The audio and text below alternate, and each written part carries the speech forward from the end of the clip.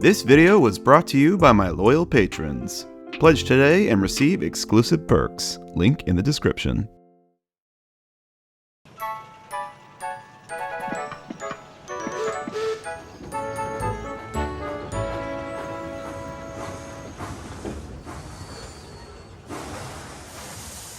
The bluebirds are coming, oh ho, oh ho, the bluebirds are coming, oh ho. If you must sing, Percy, grumbled Douglas, can't you sing in tune? Anyway, our song's about Campbells, and mine's about bluebells. Then it's daft. Bluebells are flowers. Flowers can't come, they grow. My song isn't daft. Percy was indignant. It is then. I ken fine about bluebells. We've a song called the Bluebells of Scotland. But, said Percy triumphantly, the bluebells of England are different. They're engines, and one of them's coming with his controller. Didn't you listen, he went on severely, to the fat controller telling us about it? I was away. Oh dear, I couldn't understand it at all. But engines on the other railway aren't safe now. You're right, there. It's all because of yon diesels. They're all devils. Oh, fair play, Douglas. Some are nice. Look at Rusty and Daisy. Maybe so, answered Douglas. I'd never trust one myself, but what I cannot understand is all your blether about bluebells. The bluebells are kind people who want to save engines. They've made a place in England called the Bluebell Railway. The fat controller says Stepney was the first engine to escape there, so he asked him to visit us and bring his controller. He's a brave engine for all that, said Douglas admiringly. Fancy fighting your way through all those diesels just to see us. Look! Squeaked Percy. The station's crowded. Silly, how can I look unless I'd be a corkscrew? Why, they all come, there's no train. But Percy was wrong. The signal dropped, and from far away an engine whistled. A gleam of yellow shone through the bridge girders, and here he comes, yelled Douglas. Boop, boop, beep, beep. The two engines whistled excitedly in welcome. Beep, beep, replied Stepney, as with passengers and people waving and cheering, he puffed proudly through the junction on the last stage of his long journey.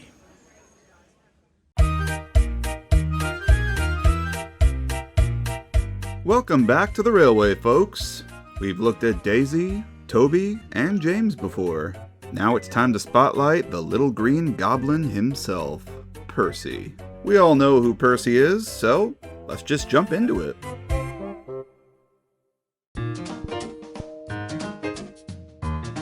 When it comes to modeling Percy, we all basically have the freedom to portray him however we want.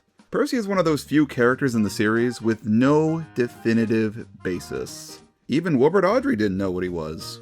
He described Percy as likely being built by Avonside, but appears to have been modified by previous owners with parts from Hunslet found on him. Avonside produced several 040 saddle tank engine designs. The closest thing to Percy in preservation is Trojan, whom is currently preserved at Didcot Railway Centre. I myself have always liked the look of 1338, a 040 designed by Kitson, also preserved at Didcot. It's slightly larger than Trojan, and has more of a Percy look to it, if you know what I mean. While looking at suitable bodies for my previous Percy model, I tried finding ones that were similar to 1338, and one I found that I really liked was this one, called GWR Shunter by JH55000 on Shapeways. RIP Shapeways. It was designed to fit on a Hornby Pug chassis. Its design was simple and close enough to 1338 that it satisfied me. However, my old Percy had a slew of problems with it. You ever have that one model that you just can't stand looking at? Like its problems are such a sore point that it just makes you hate it more and more every time you see it? Yeah, that was Percy for me.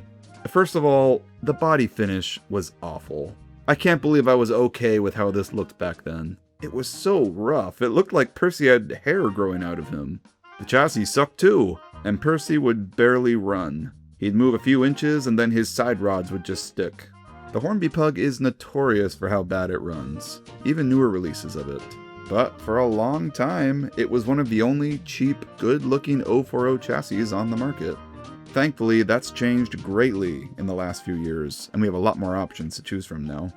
This Percy was a real piece of crap, and I just hated looking at it. But I really like the body proportions. When the time came to start on Percy again, I researched my options. I could have gotten a brand new shell that was even closer to 1338 in its design, but same with James, I had grown attached to the Percy I already had, as much as I disliked it. I just really liked its shape, and after James had come together so well, I decided to simply just stick with it and give it a heavy refresh. Now the body and footplate of this are all one piece, so to make this work I went ahead and just cut the footplate off, making the body, the cab, and the toolboxes all separate pieces. And this was not an issue, because I wanted to reuse a higher quality metal footplate of whatever chassis I ended up going with. My first choice was the new Dapple Hawthorne Leslie 040. I actually picked one of these up back in York in 2024. I wasn't intending on buying it, but it was the last one in stock, and it was green, so I jumped on it.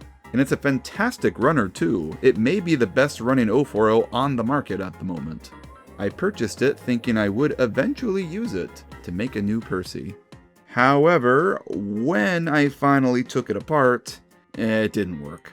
Lengthwise, it was perfect, but its motor was too wide and blocky for Percy's saddle tanks to fully clear it.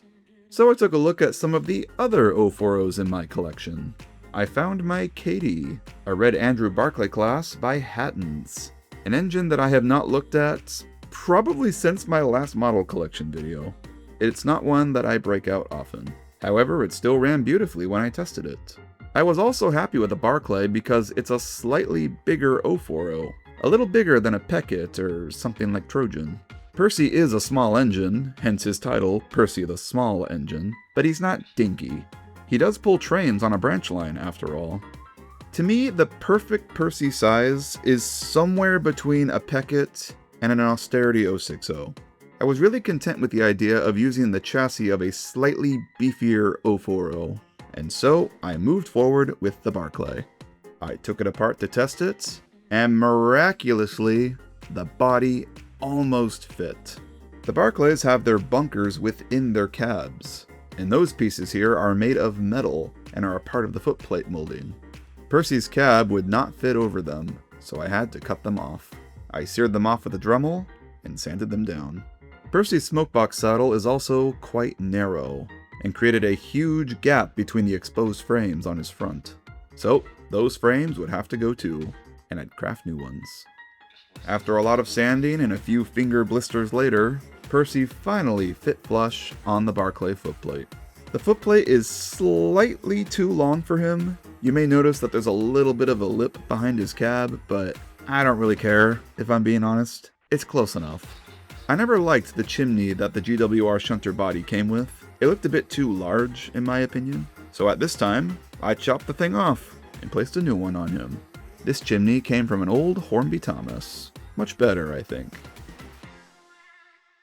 Now it was time for more sanding! Yay! My poor fingers. Percy's body was printed in a cheaper plastic which does not have the smoothest finish, and that was one of my personal gripes with it before, and how rough it looked even after I tried sanding it. I sanded this thing again to hell and back, using a coarse grit sandpaper and finishing off with a fine grit. Once it was in a decent-ish state, I sprayed him with primer, and then when it dried, I continued to sand and primed him again. The final result, again, is not perfect, but holy moly is it miles better than what it looked like before. At this point, I crafted him new frame pieces.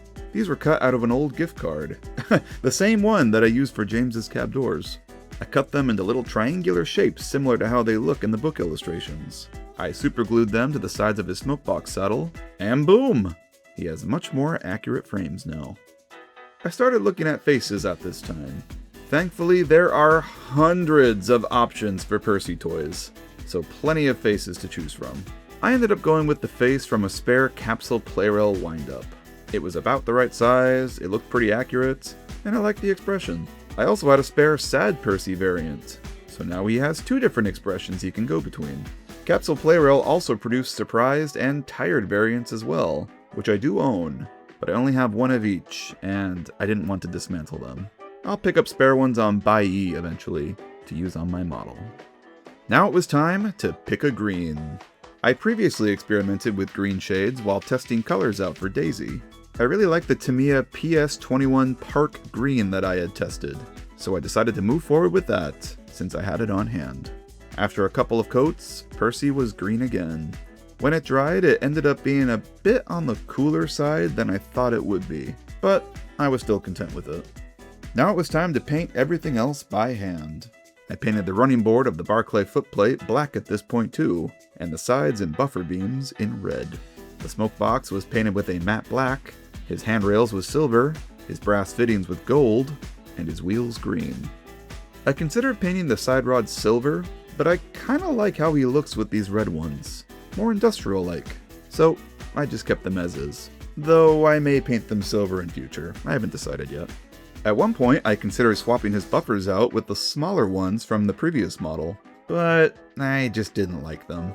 The large dummy buffers gave him more personality, I think, and they provide a nice contrast between him and other characters. Industrial engines tended to have larger buffers to accommodate the different types of rolling stock they'd push around. Perfect for an engine like Percy, who spends most of his working days with trucks. Now for the fiddly bits. He gained a pair of waterslide small 6s from Fox Transfers. I had spare builder plates from my Rapido Alfred, and so I fitted those on Percy's cab sides here. I also fitted him with lamp irons and the grab bars from the Barclay. All were super glued in place. I also refitted the reverser rod from the Barclay back into position in the cab. A nice little detail that shows through the window when his cab is fitted. Just another little bit of realism. And last but not least, his couplings. Barring his lining, Percy was pretty much done.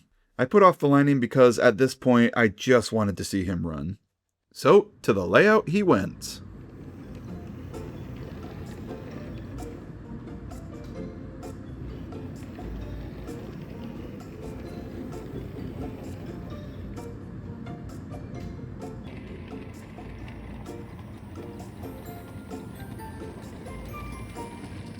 He was a little fiddly at first, but once he was running a bit, he ran smooth as butter.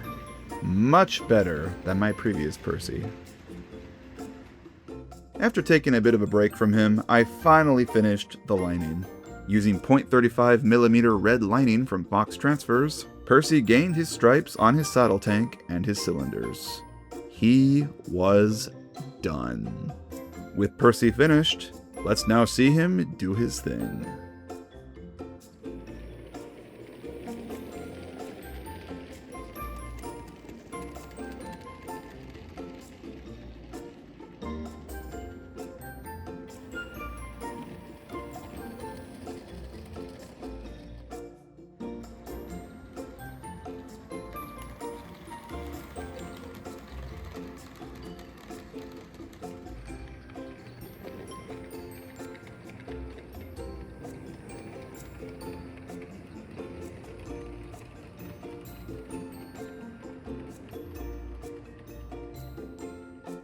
Percy really shouldn't be that difficult of a model to make. There are so many options for Percy body shells out there that fit on ready-to-run chassis.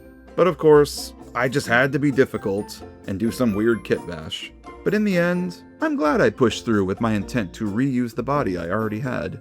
It makes for a pretty unique looking Percy, and I'm quite happy with him. Now it's time for a rather somber announcement. I'm sorry to say that this is likely going to be the last time you all see this layout in a video, because my wife and I are moving soon to a brand new home. And the layout, unfortunately, is not coming with. I've gotten so many requests for a new layout video. When is part 6? When's it coming? When's the next layout video?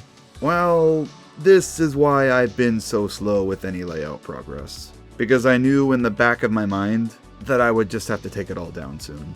In the coming weeks, all of this will have to be ripped up and packed. So in the meantime, I've been focusing my effort on my engines instead. And I'm glad I have been. It's been so satisfying painting and modding engines again. There's several other characters that I have finished, like Diesel, Stepney, Donald, but not Douglas. I actually only have Douglas's tender done. I used Donald's body in the opening skit. If you go and watch that again, you'll notice that I blurred out the number on his buffer beam. You can still see it in some shots. And there's a few that I haven't finished that are still on the workbench. I likely won't get to these until we're all moved and settled, so it'll be a bit of time until Tugs Trains returns. But by no means is this the last time you'll see any of my engines again. My dream has always been to have a giant Northwestern Railway layout, with a Tidmouth and a Knapford Junction and a Henry's Tunnel that I can stand in the middle of and watch the trains run around me. And I hope I can finally achieve that with the layout I will build in our new home. And of course, I will document the whole building process as I work on it. Thanks for being patient, folks. Tugs Trains will return on a bigger and better layout.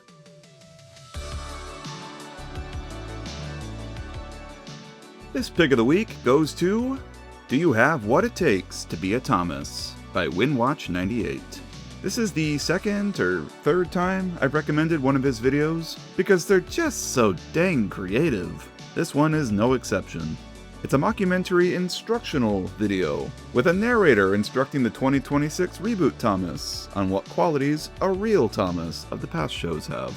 It's funny, it's creative, it's well shot, and it pokes fun at all the past canons. Head on over and give it a watch. We have got a few things to shout out today. First of all, I'd like to give a shout to Joe Graham, a very talented artist in our fandom. You may be familiar with some of the Northwestern poster designs that he's done in the past. I have a few hanging on my train wall.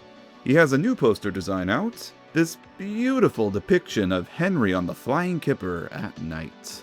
2 versions are available, with or without a face. If you're interested in adding this to your poster wall, link to Joe's shop is in the description below.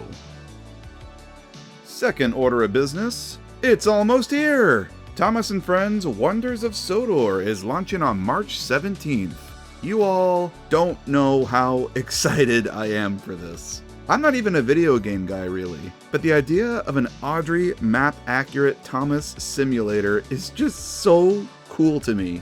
I'll definitely be making some videos with it once it releases, so look out for those on release day. And lastly, my next big project. The next Sodor's Finest is well underway. Of course, I can't say who it's on here, but you can find out more by joining my Patreon. I've been posting updates there, and voice samples and more for controller tier. We tried something new this time, and got some of you patrons into voice bit characters. Thanks to all of you who support me there. And that is all from me, folks. Have a great weekend, and see you soon. Bye-bye.